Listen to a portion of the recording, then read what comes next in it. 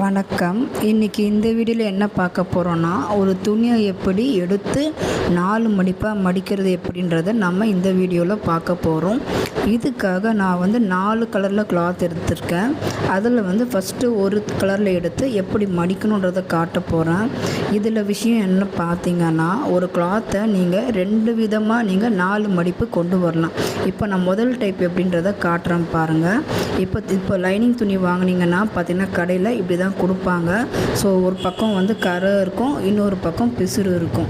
So கரை to கரை மடிச்சிருக்கு பாருங்கள். இந்த 2 பக்கமும் பிசுறு டு பிசுறு இருக்குது பாருங்கள். இந்த மாதிரி இருக்கும்போது நீங்கள் நல்ல பக்கம் கெட்ட பக்கம் நீங்கள் எப்பவும் போல் டிக் போட்டு வச்சுக்கோங்க. இந்த மாதிரி போட்டதுக்கப்புறம் என் பக்கம் மடிப்பு இருக்குது பார்த்தீங்களா, இப்போ அதை அப்படியே எடுத்து மடிக்கிறோம் பாருங்கள். அப்போ ஏற்கனவே 2 துண்டு இருக்கும். இப்போ நான் திரும்ப டவல் மாதிரி மடித்த உடனே நல்லா நீவி விடுறேன் பாருங்கள்.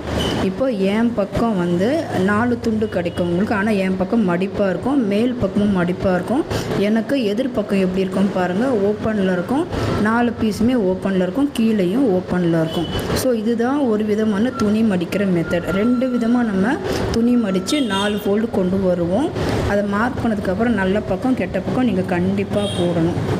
இது ஒரு மெத்தட். ஸோ ஓகேங்களா. 2வது மெத்தடு பாருங்கள். இது இன்னொரு கிளாத்து. இதில் எப்படி நான் மடிக்கிறேன்றதை பாருங்கள். அதே மாதிரி துணியை ஓப்பன் பண்ணுறேன், துணியை விரித்து பார்க்குறேன்.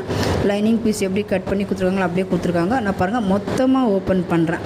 இதில் பிசுறு கரை எதுவுமே பார்க்காம மொத்தமாக துணியை ஓப்பன் பண்ணிக்கிறேன். ஒரு பக்கம் பாருங்கள் கரை, அந்த பக்கமும் கரை, இந்த பக்கம் பிசுறு, அந்த பக்கம் பிசுறு. இப்போ நான் துணி எப்படி 4 மடிப்பாக மடிக்கிறேன்னு பாருங்கள். முதல் 2ஆக மடிச்சுக்கிறேன். நான் எல்லா பக்கமும் சமமாக இருக்கிற மாதிரி 2ஆக நான் மடிச்சுக்கிறேன். சரிங்களா. இப்போ நம்ம எப்படி வீட்டில் துணி மடிப்போம் அதே மாதிரி ஒரு டவல் எப்படி மடிப்போம் அது மாதிரி 2ஆக மடிச்சுக்கிறோம். 2ஆக மடிச்சுட்டு பாருங்கள், என் பக்கம் மடிப்பு வர மாதிரி இப்போ நான் மடிக்கிறேன் பாருங்கள். எடுத்துட்டு இப்போ நான் என் பக்கம் மடிப்பு வர மாதிரி மடிக்கிறேன். அப்போ என்ன ஆகுனா, உங்களுக்கு 2 துண்டு தனியாக வராமல் மொத்தமாக 4 துண்டாக உங்களுக்கு கிடைக்கும். தனித்தனியாக இருக்காது பாருங்கள். ஸோ மேலே பார்த்திங்களா மொத்தமாக இருக்கும், மேலே தனித்தனியாக இருக்கும். எனக்கு ஆப்போசிட் பக்கம் எப்போவுமே ஓப்பன் இருக்கணும்.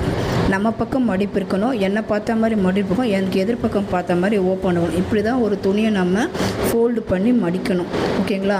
கரை பக்கம் அந்த இருக்கும், பிசுறு பக்கம் இங்கே இருக்கும். உங்களுக்கு நம்ம எப்போவுமே நல்ல பக்கம் தான் மார்க் பண்ணுவோம். கட்டிங் எல்லாமே நம்ம நல்ல பக்கம் போடுவோம்.